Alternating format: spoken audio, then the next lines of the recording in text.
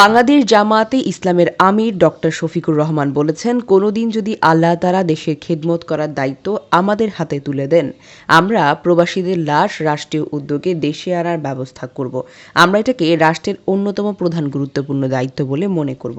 সম্প্রতি লন্ডনের রয়্যাল রিজেন্সিতে বাংলাদেশি প্রবাসী কল্যাণ পরিষদের উদ্যোগে আয়োজিত এক মতবিনিময় সভায় প্রধান অতিথির বক্তব্যে তিনি এসব কথা বলেন।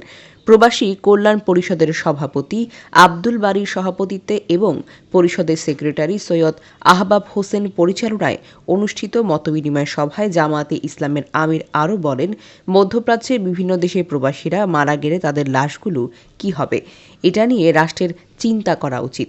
তারা যা রুজি করে প্রায় সবই দেশে পাঠিয়ে দেয়। এখানে মারা গেলে লাশ দেশে পাঠানোর জন্য কোনো ডিপোজিট করে রাখতে পারে না। আমরা মুখে মুখে শুধু গাল ভরা বুলি দিয়ে তাদেরকে রেমিটেন্স যোদ্ধা বলে থাকি। বাস্তবে তাদের জন্য যা করা উচিত আমরা তা করতে পারছি না।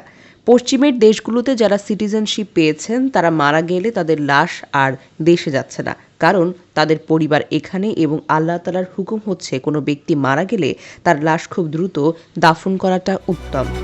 তিনি প্রবাসীদের দেশে ইনভেস্টের মাধ্যমে নতুন বাংলাদেশের বিনির্মাণে এগিয়ে আসার জন্য আহ্বান জানিয়ে বলেন, প্রবাসীরা দুভাবে দেশের কল্যাণ করতে পারে।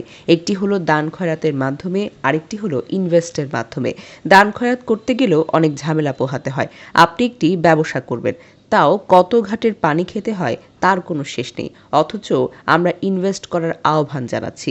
ইনভেস্ট করার একটি পরিবেশ তো থাকতে হবে। সেই পরিবেশ তৈরিতে এই সরকারের সৎ ইচ্ছে আছে। এই সময়ের মধ্যে তারা হয়তো সবকিছু করতে পারবে না। আমরা আশা করি তারা অন্তত একটি রাস্তা দেখিয়ে যাবেন। তাহলে পরে যারা ক্ষমতায় আসবেন তারা আগামীতে সেই পথে চলতে ব্যর্থ হবেন। আমরা ক্ষমতায় যাওয়ার জন্য পাগল না।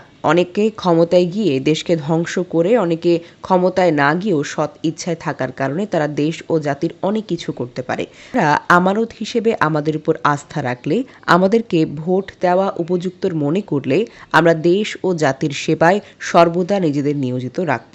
জামায়াতে আমির ডক্টর শফিকুর রহমান বলেন, দিন শেষে বাংলাদেশে আমাদের সব। এখানে জাতি, ধর্ম, বর্ণে টুকরো টুকরো করলেও আমরা অবশ্যই ভালো কিছু করতে পারবো না। অনেকেই ম্যান পাওয়ারকে অভিশাপ দিচ্ছেন, কারণ আমরা আমাদের সন্তানদের হাতকে কাজে পরিণত করতে পারছি না। আমরা স্কিল ডেভেলপমেন্ট করতে পারছি না। আমরা কাগজ বিতরণ করি একটার পর একটা, বছরের পর বছর। সে কাগজগুলো ইনভ্যালিড এবং এগুলো কথা বলে না। আমরা তো আমাদের বাচ্চাদের হাতগুলো কর্মীর হাত বানিয়েছি। এভাবে কি স্কিলফুল হাত বানাতে পারবো বা আমরা বানাতে পারি? তাহলে এই বিশাল ম্যান পাওয়ার কখনোই আর অভিশাপ হবে না। যারা কর্মঠ, যাদের সৎ সাহস আছে, তাদেরকেই সত্যিকারের তারুণ্য বলা হয়ে থাকে। উল্লেখ করে ডক্টর শফিকুর রহমান বলেন, আমরা এই ধরনের তরুণদের হাতে আজ দেশকে তুলে দিতে চাই। আপনারা আজকে যে ভালোবাসা দিয়েছেন তার প্রতিদান দেওয়ার শক্তি আমার নেই। আমি আল্লাহর কাছে দোয়া করি আল্লাহ তাআলা যেন আপনাদের এই ভালোবাসার প্রতিদান দেন। জামায়াতের আমির আরও বলেন, আল্লাহ যেটা এই জাতির জন্য উত্তম মনে করবেন এবং আল্লাহর কাছে আমরা সেটাই চাই। আল্লাহর কাছে আমাদের কোনো বায়না নেই।